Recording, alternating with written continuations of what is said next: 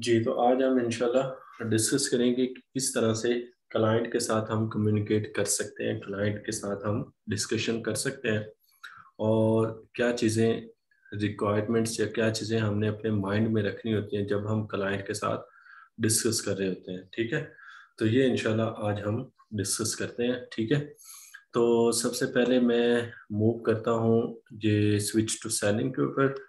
और कल हमने एक गिग बनाई थी।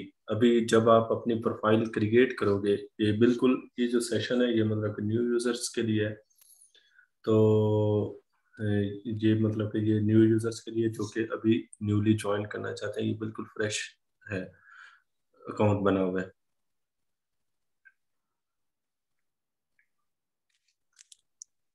अच्छा, तो ये हमारे पास अभी ये आ गया। ठीक है, इसमें जब आप अकाउंट बनाएंगे तो ये हमारे पास इधर इनबॉक्स, रिस्पॉन्स रेट, इनबॉक्स, ये response time, order, response rate, ये सब चीज़ें आ रही होती हैं। लेकिन जो क्लाइंट को शो होंगी ना, वो आप जब मतलब कि अपनी प्रोफाइल के ऊपर जाएंगे तो अभी शायद हाँ, ये प्रीव्यू फाइवर प्रोफाइल, तो ये इस तरह से क्लाइंट को शो होंगी। ठीक है, अब इसमें अगर आप गौर से देखें तो ये क्या आ रहा है, एक गिग आपकी शो हो रही है और एक फ्रॉम और मेंबर सिंस। ठीक है, और इधर आपकी डिस्क्रिप्शन वगैरह ये नीचे शो होगी। ठीक है, और उसके बाद ये आपने जो लैंग्वेजेस और जो स्किल्स वगैरह ऐड की होंगी वो शो होंगी। ठीक है, तो अभी हम मूव करते हैं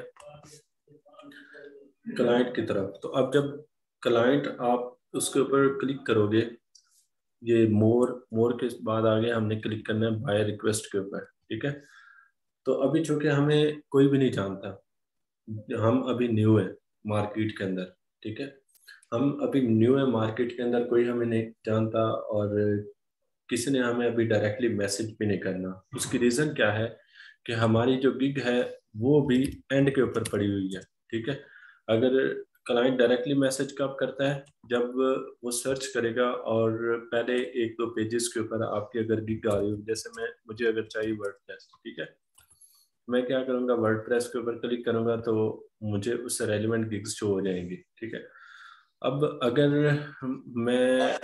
मेरी जो ना। गिग है, मेरी जो गिग है वो अगर पड़ी हुई है पांचवें पेजेस के ऊपर या हाँ छठे यार, पेज के हो रहा ऊपर है। या इस तरह से, तो उस वक्त फिर क्या होगा, हमें ऑर्डर के चांसेस कम हो जाते हैं। तो फिर इस सिचुएशन में हम क्या करें कि हमारे गिग टॉप के ऊपर आ जाए, ये क्लाइंट को हम डायरेक्टली मैसेज कर सके। तो ये फाइबर के अंदर एक ऑप्शन होती है बायर रिक्वेस्ट की। ठीक है, ये हम बायर रिक्वेस्ट इसे बोलते हैं। तो बायर रिक्वेस्ट बेसिकली क्या होती है, ये हम अभी इंशाल्लाह डिस्कस करते हैं। और इसको आपने मैसेज कैसे करना है कि क्लाइंट आपको कन्विंस कन्विंस हो जाए और आपको फौरन रिप्लाई कर दे। अच्छा, ये हमारे पास अभी ये हमारे पास बायर रिक्वेस्ट एक आ रही है। ठीक है, अभी ये एक शो हो रही है और इसमें ये उन्होंने क्लाइंट ने रिक्वायरमेंट्स लिखी होती है कि ये मेरी रिक्वायरमेंट्स हैं। और ये इसमें ये शो कर रहा होता है कि ऑफर्स कितनी है। ठीक है, अभी ये कितनी ऑफर सेंड हो चुकी हैं, 4 ऑफर सेंड हो चुके हैं। ड्यूरेशन कितनी है जी, 14 डेज की है। और उसके बाद आगे क्या बता रहा है कि बजट कितना है इसका, $600 इसका बजट है। ठीक है, तो अब हम इसको थोड़ा सा चेक करते हैं कि ये हमें कहना क्या चाह रहा है, कि मतलब मुझे क्या क्या चीज़ें चाहिए। तो हम पहले इसको थोड़ा सा देख लेते हैं कि interested developers needed, in need of a full stack developer who's skilled in creating multi-level e-commerce site and merge both B2B B2C platform. This platform will enable individuals source out of the website for health related products and medicines that will be authenticated by the admin side. Further discussion about the entire scope of this project will be discussed with the most qualified application. Feel free to ask any question via DM or post them below. Yours sincerely, Safe Pharma. अच्छा, अब आपने जब client को के साथ communication करनी है तो उसमें सबसे पहली जो रिक्वायरमेंट होती है, आपने क्लाइंट की रिक्वायरमेंट्स को अंडरस्टैंड करना है, आपने उसकी रिक्वायरमेंट्स को पढ़ना है। तो आपने जब क्लाइंट्स की रिक्वायरमेंट्स को पढ़ लिया, उसके बाद फिर आगे आपको अगर सूटेबल करती हैं, अगर आपको उसमें कोई कन्फ्यूजन नहीं है, तो आप क्या करें, बाय रिक्वेस्ट को सेंड कर दो, ठीक है। ये यहाँ से सेंड ऑफर आ जाएगी, ये सेंड ऑफर के ऊपर क्लिक करोगे तो आगे क्या होगा, हमारी जो गिग है वो सिलेक्ट करनी होती है। तो हमारी ये जो गिग कल हमने जो बनाई थी वो ऑटोमेटिकली इधर सिलेक्ट होगी, अगर एक होगी तो, अगर ज़्यादा होगी तो वो फिर उधर जो है ना वो डिस्प्ले हो जाएगी यूर गिग्स, मतलब इस तरह से वो फिर जो गिग हम सेलेक्ट करेंगे वो उसको हम वो ऑप्शन उधर आ जाएगी। अच्छा, अब इसमें देखें, अब ये चीज़ आप इम्पोर्टेंट है कि क्लाइंट को हमने किस तरह से प्रपोजल सेंड करना है कि वो हमें, ये 4 ऑफर पहले सेंड हो चुके हैं तो 10-12 और हो जाएंगी, तो ये 15-20 ऑफर्स हो जाएंगी। तो 15-20 ऑफर्स में से वो हमें सेलेक्ट कर दे। तो ये क्या चीज़ ऐसी होनी चाहिए कि उसको फौरी अट्रैक्ट करे और वो हमारे मैसेज को रीड आउट करके हमें रिप्लाई करे या हमारे साथ जो है ना वो कम्युनिकेट करना स्टार्ट कर दे। अच्छा, इसमें एक और भी बात याद रखिएगा, अभी चूंकि स्टार्टिंग में बाय रिक्वेस्ट सेंड करना ज़रूरी होती है, लेकिन जब आपकी रेटिंग बन जाती है फिर क्लाइंट खुद खुद आपको मैसेज करना स्टार्ट कर देते हैं। तो अभी जैसे ये आ रही है, मुझे ये ठीक लग रही है कि ये इस तरह से इसका बजट भी ठीक है, 14 दिन के अंदर कंप्लीट करनी है, मुझे रिक्वायरमेंट्स भी कुछ थोड़ी बहुत समझ आ रही है। मैं क्या करूँगा, इसको सेंड ऑफर के ऊपर क्लिक कर दूंगा। अच्छा, अगर लेट्स सपोज के स्टार्टिंग में आपको नहीं आता समझ कि मतलब इस तरह से कि ये मैं शायद ना बना सकूं, आप क्या करो, उसके साथ फिर भी कम्युनिकेट करो। इससे होगा क्या कि आपकी ये जो गिग है ये गिग टॉप के ऊपर जाएगी। जब गिग टॉप के ऊपर जाएगी तो ऑटोमेटिकली उसके ऊपर इंप्रेशंस भी ज्यादा आएंगे, क्लिक्स ज्यादा होंगे, तो आपकी गिग टॉप के ऊपर जाएगी और क्लाइंट ऑटोमेटिकली आपको सर्च आउट करके आपको खुद ब खुद मैसेज करना स्टार्ट कर देंगे। सही है। तो अब मैंने ये आपने मतलब बाय रिक्वेस्ट डेली बेस के ऊपर सेंड किया करनी है, और ये टोटल ऑफर कितनी होती है, ये 10 ऑफर्स होती हैं, ये 10 आप बाय रिक्वेस्ट सेंड कर सकते हैं। तो बाय रिक्वेस्ट के अंदर लिखना क्या है, अब इसमें आपने सबसे पहले ये डिस्क्राइब योर ऑफर लिखनी है। तो ये इसको बोलते हैं प्रपोजल, प्रपोजल सेंड करना। तो ये जो प्रपोजल होता है ये बहुत इंपॉर्टेंट होता है, और इसमें आपने 4 चीज़ों को माइंड में रखना होता है, ठीक है। 4 चीज़ें, यानी अपने प्रपोजल के 4 हिस्से बना लें, ठीक है, 4 इसके पार्ट्स डिवाइड कर लें। उसमें सबसे पहला आपने क्या करना है, मैं इधर नोटपैड ओपन कर देता हूँ। आपने जब प्रपोजल सेंड करना है तो प्रपोजल के 4 हिस्से बनाने हैं, ठीक है। उसमें जो पहला पार्ट है, फर्स्ट पार्ट है, उसमें आपने क्या करना है, फर्स्ट पार्ट में आपने क्लाइंट की रिक्वायरमेंट्स को डिस्कस करना है। मैंने आपको कल भी एग्जांपल दी थी कि आप डॉक्टर के पास जाते हैं तो डॉक्टर ये नहीं कहता मैंने जी 18 साल स्टडी की, मैंने 10 साल इस हॉस्पिटल में गुजारे, 10 साल इधर हॉस्पिटल में गुजारे, ये नहीं कहता। वो आपसे सिंपल यही कहता है कि आप बताएं आपका मसला क्या है। फिर आपके मसले को पहले गौर से सुनता है, उसके बाद फिर उसका सोल्यूशन बताता है, फिर एंड पे अपनी सजेशन देता है या अपना एक्सपीरियंस उसने बताना हो तो बता देता है। पहले उसका सोल्यूशन बताया जाता है। तो सबसे पहले आपने क्लाइंट की रिक्वायरमेंट्स को डिस्कस करना है, ठीक है। फिर सेकंड नंबर पे आपने क्या करना है, सेकंड पार्ट में, ये अगर आप बेशक लिख लें तो अच्छी बात है। सेकंड पार्ट में आपने क्या करना है, अपना एक्सपीरियंस शेयर करना है, ऑन एक्सपीरियंस, यानी उस रिक्वायरमेंट से रेलिवेंट, उस रिक्वायरमेंट से रेलिवेंट आपने अपना एक्सपीरियंस शेयर करना है। उसके बाद फिर थर्ड पार्ट में आपने क्या करना है, थर्ड पार्ट के अंदर आपने अपना पास्ट वर्क बताना है, पास्ट वर्क, ठीक है। और फोर्थ में कोई भी मोटिवेशनल चीज लिखनी है, मोटिवेशनल चीज, ठीक है। वो कैसे लिखनी है वो भी अभी आपको इंशाल्लाह बताएंगे।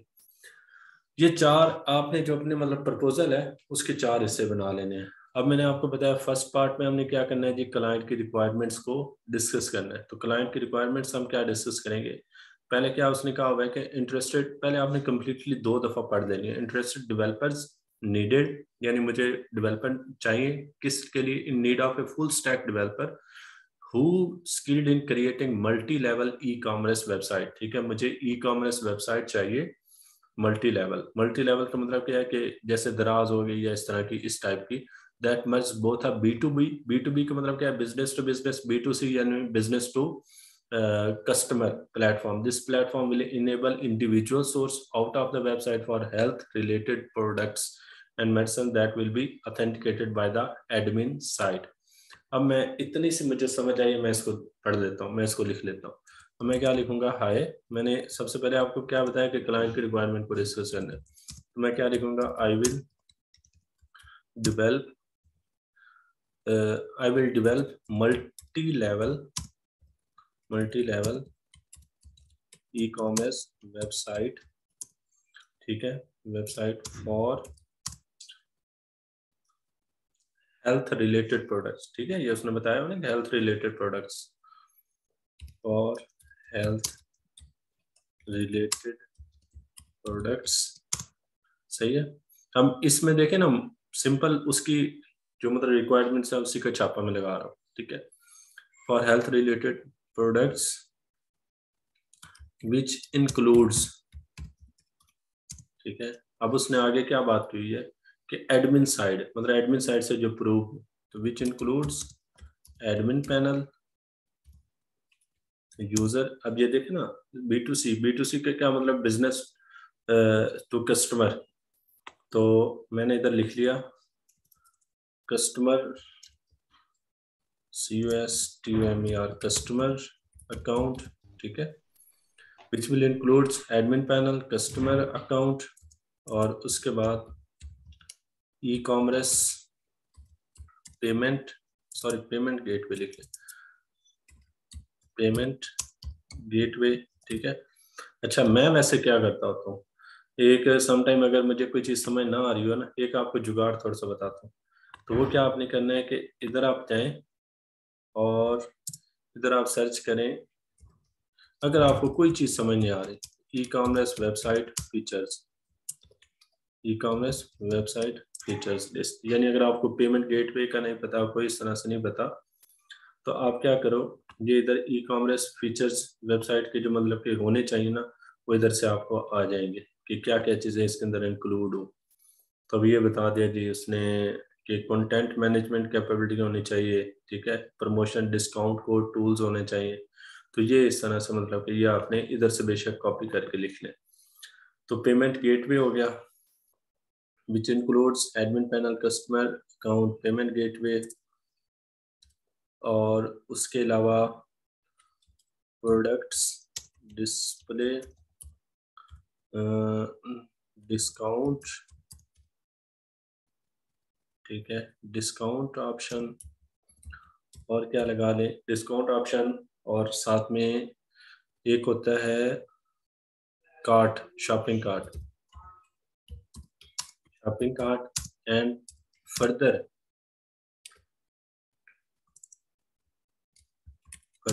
What you need I will add in it, ठीक है। अब इसमें हमने उसकी रिक्वायरमेंट की एक समरी बनाकर क्या कर दी, इधर पेस्ट कर दी। अच्छा, अब उसके बाद आगे हमने क्या बताना है, मैंने आपको बताया सेकंड पार्ट, ये पार्ट 1 कंप्लीट हो चुका है। पार्ट 2 में हमने क्या बताना है, अपना एक्सपीरियंस, कि मैं क्या कर सकता हूँ। तो अपना एक्सपीरियंस, अब आप, मैं एक मिसाल दे रहा हूँ, आप ग्राफिक डिजाइनिंग भी थोड़ी बहुत कर लेते हैं, आप अपनी वेबसाइट भी बना लेते हैं, ठीक है। अब वेबसाइट में भी आगे टाइप है, जैसे ई कॉमर्स वेबसाइट है, ठीक है, इस तरह एजुकेशनल वेबसाइट्स हैं, या इस तरह से सेपरेटली। तो अब उसको क्या चाहिए, उसको ई कॉमर्स वेबसाइट चाहिए, तो आपने इसी में ही अपनी एक्सपर्टीज बतानी है। अब आप क्या करोगे कि अब इधर आपने ऊपर बताना है कि उसको क्या चाहिए। अब उसको चाहिए full stack developer. Full stack developer क्या होता है, जो सारे काम कर सकता है, मतलब वेबसाइट्स के डिजाइनिंग भी, डेवलपमेंट भी, दोनों चीजें। तो मैं क्या लिखूंगा, आई am full stack developer and have good have strongest, लिख लें strongest skills in e commerce websites, ठीक है। I am full stack developer and have strongest skills in e-commerce websites with 5 years of experience, या इस तरह से आप जितना आप लिखना चाहो, एक्सपीरियंस, ठीक है, विद 5 years of experience। अब ये इतना सा बस आपने बताना है, मतलब कोई आपको कोई और आगे लिखने की जरूरत नहीं है। या इसमें एक और लाइन अगर ऐड करना चाहें तो ये लिख सकते हैं, माई स्ट्रॉन्गेस्ट ये जैसे अभी मैंने लिखा ना, I am full stack developer and I have strongest skills e commerce website, तो ये भी आप लिख सकते हो कि my strongest area is e commerce website, or e commerce website, इस तरह से। अच्छा, ये हमारा क्या हो गया, पार्ट 2 कंप्लीट हो गया। पार्ट 3 में आ जाओ। इसमें अब आपने क्या बात की कि मेरा इसमें 5 साल का एक्सपीरियंस है और ये मैं इसमें फुल स्टैक डेवलपर भी हूँ, तो अब क्लाइंट को आपने क्या करना है, साथ ही प्रूफ देना है कि मैंने जो बात की है उसका ये प्रूफ है। तो आगे आप क्या करोगे कि I please look at my past work. आगे आप 3-4 वेबसाइट्स का हवाला दे दें, जो अभी मैंने आपको बात की कि हम इंशाल्लाह एक ई कॉमर्स वेबसाइट का प्रोजेक्ट बनाएंगे। तो वही जो ई कॉमर्स वेबसाइट है उसका जो लिंक है वो आप क्या करोगे, इधर ऐड कर दोगे। जैसे मैं एक मिसाल दे रहा हूँ, atexol.com, ठीक है। फिर इस तरह से दूसरी आप कोई वेबसाइट एक आधी ऐड कर दें,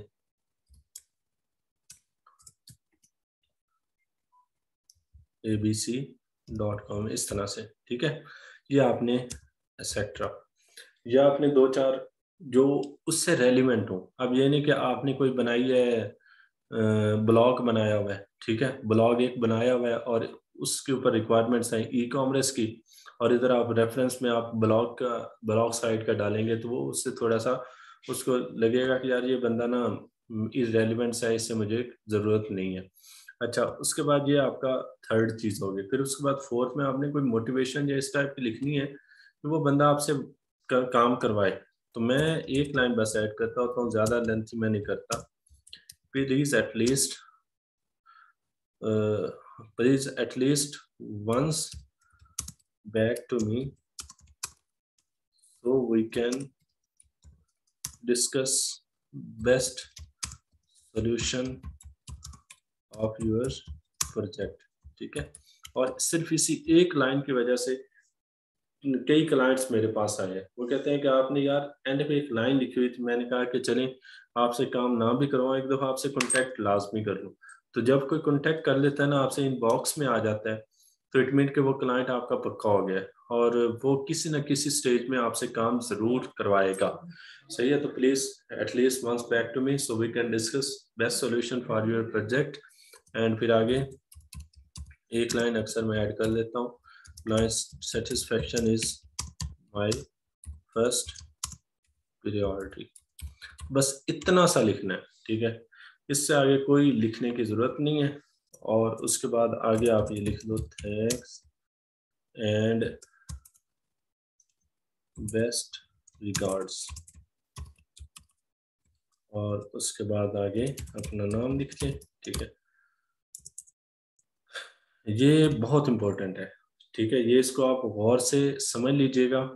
और ये आगे आपको fiverr.com, upwork.com या freelancer.com, guru.com, उसमें भी यही चीज़ें काम आनी है कि अपने प्रपोजल को लिखना किस तरह से। अपने प्रपोजल को 4 हिस्सों में डिवाइड कर लें।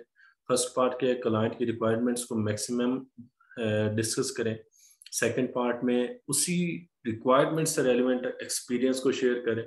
थर्ड में क्या है कि पास्ट वर्क बताएं, ठीक है, और पास्ट वर्क भी उसी से रेलिवेंट बताएं।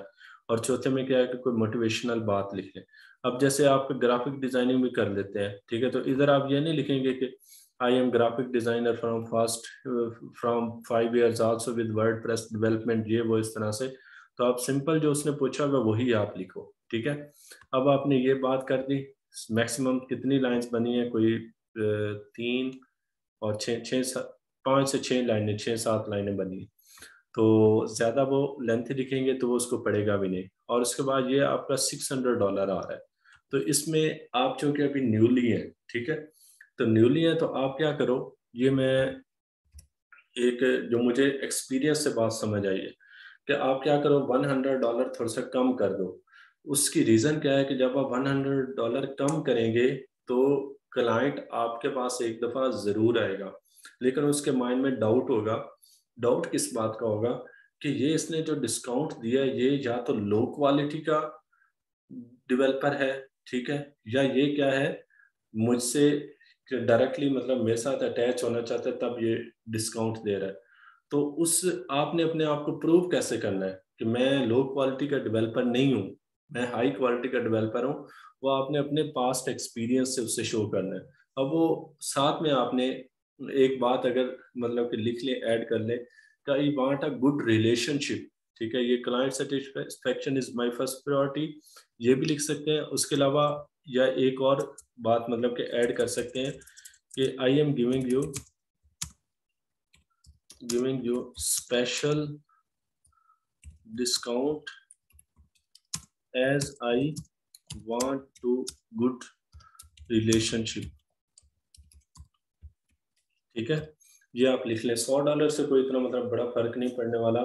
क्लाइंट का आना वो बड़ी बात नहीं होती, क्लाइंट के साथ फॉर एवर चलना ये बड़ी बात होती है, सही है। तो इसलिए आप मतलब कि ये एक ऐड कर लें, और उससे जो $500 है तो $50 थोड़ा सा कम लिख लें, ठीक है, $600 है तो $50 या $100 थोड़ा सा कम उसे शो कर दें। उसके बाद आगे ये डेज है, ठीक है। अब ये डेज में भी जो बंदा न्यू बनवाता है ना कोई चीज सॉफ्टवेयर या इस टाइप का, तो उसको जल्दी होती है कि मैं जल्दी से चीजों को देखूं, उसके अंदर क्यूरियोसिटी होती है। अब जैसे कोई हम सॉफ्टवेयर बनवाते हैं किसी से या कपड़े को लेते हैं, तो हमें क्यूरियोसिटी होती है ना कि हम इसको पहन कर देखें ये कैसे लगेगा। तो इसी तरह से जब कोई बिजनेसमैन कोई न्यू सॉफ्टवेयर या वेबसाइट्स बनवाता है, तो उसको भी एक क्यूरियोसिटी होती है कि मैं जल्दी से अपनी चीजें देखूं कि वो मेरी न्यू सिस्टम के अंदर कैसे लगेंगी। तो इसलिए आपने 14 डेज से इसको थोड़ा सा जल्दी कर देना है, जैसे 10 डेज हो गया, ठीक है। तो क्लाइंट क्योंकि चाह रहा होता है कि जल्दी उसको चीज मिल जाए। फिर अगर आगे आ जाएंगे नंबर ऑफ रिविजन्स, रिविजन्स मैंने आपको कल थोड़ा सा बताया था कि ये अनलिमिटेड रखनी है। अनलिमिटेड क्यों रखनी है? ताकि क्लाइंट सेटिस्फाई हो, ठीक है। मैंने आपको बताया कि इतना टाइम नहीं होता किसी क्लाइंट के पास कि वो बार बार आपको रिविजन्स के लिए भेजता रहे, लेकिन आप जब अनलिमिटेड रिविजन्स रख लेंगे तो उससे फायदा क्या होगा कि क्लाइंट आपके पास बार बार आएगा, सही है, और उसको थोड़ी सी सेटिस्फेक्शन हो जाएगी कि ये बंदा भागने वाला नहीं है। उसके बाद ये फंक्शनल वेबसाइट, ठीक है, ये आप लिख लें। नंबर ऑफ पेजेस कितने होंगे, ये मैंने कहा कि जी 10 पेजेस हो जाएंगे, ठीक है, या 20 पेजेस, जितने आप मोस्टली नॉर्मल वेबसाइट के अंदर मैक्सिमम कोई 15-20 ही पेजेस होते हैं, ठीक है। तो ये आप लिख लें। उसके बाद कंटेंट अपलोड, कंटेंट अपलोड का मतलब क्या है कि आप अपनी वेबसाइट को होस्टिंग के ऊपर अपलोड करेंगे। फिर रिवीजन रिस्पॉन्सिव डिज़ाइन होगा, ठीक है, design customisation e commerce functionality add करनी है, जी बिल्कुल करनी है, क्योंकि उसने हमें रिक्वायरमेंट्स में ये कहा हुआ है, ठीक है। प्लगइन्स को इंस्टॉल कराएंगे, ठीक है, तो ये मैंने कहा कि 10 प्लगइन्स में इंस्टॉल करके दे दूंगा। तो ये एक जो है ना वो ऑफर आपके भी सेंड हो जाएगी। अभी आप दोबारा देख लें। सबसे पहले हमने क्लाइंट की रिक्वायरमेंट को समझा, उसके बाद हमने प्रपोजल लिखा, यानी अपनी ऑफर को डिस्क्राइब किया। ऑफर को डिस्क्राइब करने के लिए हमने अपने प्रपोजल के 4 हिस्से डिवाइड कर लिए, ठीक है। पहले हिस्से में क्लाइंट की रिक्वायरमेंट्स को डिस्कस किया, सेकंड में अपने एक्सपीरियंस को उसी रिक्वायरमेंट से रेलेवेंट, फिर थर्ड में पास्ट एक्सपीरियंस को शो किया, चौथे में कोई मोटिवेशनल बात हमने ऐड कर दी। उसके बाद फिर आगे मैंने आपको बताया कि अभी चूंकि आप स्टार्टअप में हैं, तो इसलिए अपनी अमाउंट जो है ना उसकी बजट से भी कम रख लें, और जो डिलीवरी टाइम है उससे 3-4 दिन पहले रख लें, ठीक है। और ये 10 दिन का आपने टाइम दिया है, तो कोशिश करेंगे आप उसे 8-9 दिनों में बनाकर सेंड कर दें, क्योंकि क्लाइंट को सबसे ज़्यादा इश्यू टाइम का होता है। टाइम इज़ वेरी इंपॉर्टेंट उनके लिए। अच्छा, उसके बाद फिर हमने आगे क्या कर देना है, इसे सेंड ऑफर कर देना। अब ये देखें, ये सेंड ऑफर हो गया, ये 5 ऑफर इसे सेंड हो चुकी हैं। अब ये 5 ऑफर जाएंगी इस कस्टमर के पास, ठीक है। तो कस्टमर उसको रीड आउट करेगा, और जो ऑफर उसे सही लगेगी उसको वो एक्सेप्ट करेगा, और एक्सेप्ट करने के बाद उसको वो प्रपोजल वो उसको रिप्लाई करेगा, उसके साथ कम्युनिकेट करने के बाद उसको ये सेंड कर देगा। तो अभी आप देखें $600 का मतलब कि बजट है, और 14 दिन का टाइम है, और रिक्वायरमेंट्स भी इतनी मतलब कि लेंथी नहीं है। तो ये देख लें कि आपको कम वक्त में बहुत ज़्यादा मतलब कि अच्छा खासा अमाउंट मिल जाती है। तो ये एक प्रपोजल मतलब कि लिखने का, क्लाइंट के साथ कम्युनिकेट करने का एक मेथड था। अच्छा, अक्सर लोग क्वेश्चन पूछते हैं कि सर ये बाय रिक्वेस्ट आती कब है? जब आप लेवल 1 के सेलर हो जाते हैं फिर तो आपके पास रिक्वेस्ट काफ़ी आ रही होती है, लेकिन जब आप इनिशियली लेवल पे हैं तो फिर आपको पता होना चाहिए कि बाय रिक्वेस्ट कब आती है। बाय रिक्वेस्ट मैंने एक दफ़ा, आई थिंक मेरे ख्याल में 20 घंटे 2-3 दिन मैं इस तरह से रहा था, ऑनलाइन रहा था, और मैंने बाकायदा तौर पे चेक किया था कि जो बाय रिक्वेस्ट हैं वो आती हैं 11 बजे एक दफ़ा आती हैं, फिर 3 बजे आती हैं, ठीक है, फिर 6 बजे आती हैं, फिर 8-9 बजे आती हैं, फिर रात को 11 बजे आती हैं, फिर 1-2 बजे आती हैं, 1-2 बजे मैक्सिमम होती हैं। तो ये टाइम होते हैं इसके बाय रिक्वेस्ट को सेंड करने के। उसकी रीज़न क्या है कि बेसिकली फाइवर के ऊपर या फ्रीलांसिंग की दुनिया में दो तरह के क्लाइंट्स हैं, एक यूके वाले और एक यूएसए वाले। तो जो यूएसए वाले वो मोस्टली 6 बजे करते हैं, जो या 7-8 बजे, और जो यूके वाले होते हैं वो तकरीबन जो है ना वो 12-1 बजे वो स्टार्ट कर देते हैं अपने ऑफिस वगैरह। तो जैसे ही ऑफिस स्टार्ट करते हैं तो साथ में अपलोड कर देते हैं। तो अब इधर से वो 11-12 बजे करते हैं यानी दिन के टाइम, और जब वो ऑफिस क्लोज कर रहे होते हैं यानी शाम को 8-9 बजे, तो उस वक्त वो करते हैं 6-7 बजे। और जो यूएसए वाले हैं वो 5-6 बजे करते हैं, और फिर जब रात को ऑफिस क्लोज कर रहे होते हैं यानी 1-2 बजे, तो उस वक्त करते हैं, क्योंकि उस वक्त उनके टाइम इस तरह से होता है कि ऑफिस क्लोजिंग का होता है। तो या तो वो ऑफिस के बिल्कुल स्टार्टिंग में करते हैं या ऑफिस के क्लोज होने के बाद कर देते हैं। तो ये दो टाइम्स होते हैं जिसमें आप लोगों ने अपने मतलब बाय रिक्वेस्ट चेक करनी होती है। अब इससे फायदा क्या होगा? इससे फायदा ये होगा कि आपको बेशक ऑर्डर ना भी मिले, लेकिन आपकी गिग के ऊपर, ये मैं आपको थोड़ा सा चेक करवाता हूँ, ये गिग के ऊपर ये देखें, ये इम्प्रेशंस होते हैं, ठीक है, ये इम्प्रेशंस होते हैं, क्लिक्स होते हैं, ऑर्डर्स होते हैं। इनकी बहुत वैल्यू होती है, बहुत ज़्यादा वैल्यू होती है। मतलब जितने इम्प्रेशंस बढ़ेंगे आपकी गिग उतनी टॉप के ऊपर आएगी, जितने उसके ऊपर क्लिक होंगे उतनी आपकी गिग टॉप के ऊपर आएगी। अब जैसे आप यूट्यूब सर्च करते हो ना, तो यूट्यूब में ऐसी वीडियोस जो कि ज़्यादा लाइक्स होती हैं या ज़्यादा उनको व्यूज़ होते हैं वो टॉप के ऊपर आती हैं। तो इस तरह से सेम ये इसका भी यही सिनेरियो है, इसका भी वही एल्गोरिथम है। उसमें भी यही होता है कि जितने उसके ऊपर इम्प्रेशंस क्लिक्स ज़्यादा होते हैं या जितने ऑर्डर उसके ऊपर ज़्यादा मिलते हैं उतनी आपकी गिग टॉप के ऊपर आती है। और गिग टॉप के ऊपर आने का मतलब ये है कि क्लाइंट आपको डायरेक्टली मैसेज करना स्टार्ट कर देते हैं। तो ये हमारा क्लाइंट के साथ कम्युनिकेशन का थोड़ा सा एक ओवरव्यू था। और आज मैं सोच रहा हूँ कि लेक्चर इसी के ऊपर ही थोड़ा सा एंड कर लेते हैं। कोई क्वेश्चन है तो काइंडली डिस्कस कर दें, क्योंकि कल काफ़ी ज़्यादा लेंथी लेक्चर हो गया था। तो आज हमारा ये फाइबर वाला कंप्लीट हो चुका है। कल हम इंशाल्लाह अपवर्क के ऊपर अकाउंट बनाएंगे, फिर अपवर्क के ऊपर क्लाइंट के साथ कम्युनिकेट कैसे करना है उसके ऊपर भी हम इंशाल्लाह डिस्कस करेंगे। तो कोई क्वेश्चन है तो काइंडली मुझसे पूछ ले। सर अगर हम अकाउंट बना लेते हैं, जैसे आपने वीडियोस हमसे शेयर की हैं, तो हम उन्हें देख के अपना अकाउंट क्रिएट कर लेते हैं, तो हाँ जी, उसके बाद आपसे हेल्प मिल सकती है कि हम उसको कैसे आगे परस्यू करेंगे? जी जी बिल्कुल, ऐसे कोई मसला नहीं है। उसके बाद आपने सिंपल अभी जैसे आपको बताया ना कि अभी चूंकि आप स्टार्टिंग में होंगे, कोई आपको जानने वाला नहीं है, कोई रेटिंग नहीं है, कोई जी क्लाइंट आपके साथ डायरेक्टली कम्युनिकेट नहीं करेगा। तो आपने करना जी क्या है जी कि ये डेली बेस के ऊपर ये बाय रिक्वेस्ट आपने सर्च करनी है, और बाय रिक्वेस्ट सर्च करने का टाइम आपको बता दिए।